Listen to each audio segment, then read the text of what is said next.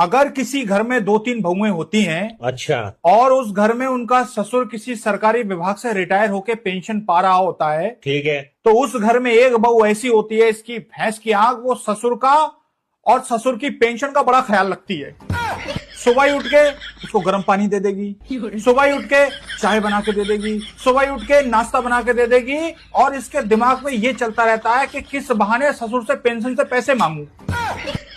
और जब खिला पिला के जब बर्तन उठाने आती है तो धीरे से कह देती है, पापा 3,000 रुपए चाहिए थे, इसकी दवा आनी है। तो कहते हैं ले लेना। तो इसकी भैंस की आंख धीरे धीरे पापा की पेंशन को कुतरती रहती है।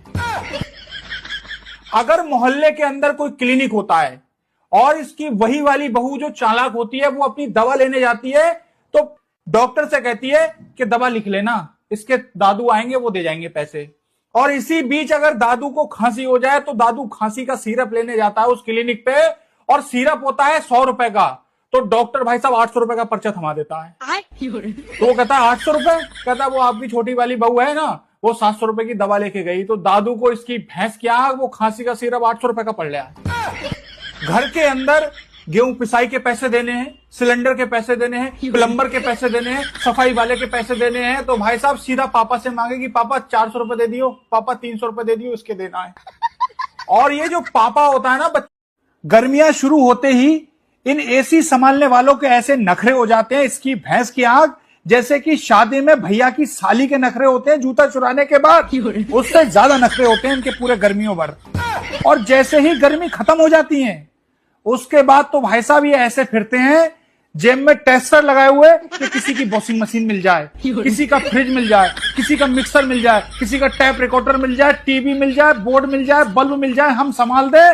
500 रुपए के चक्कर में इसकी भैंस की आंख ट्रांसफार्मर में हाथ डाल देते हैं। ये गर्मियों भर जहां पना बना घूमता है, मंत्री होता है, अपने दिन का मंत्री होता है ये भाई साहब गर्मियों भर। 100 बार कॉल करोगे तो भाई साहब गोली पे गोली, गोली पे गोली देता रहेगा, लेकिन एसी संभालने नहीं आएगा।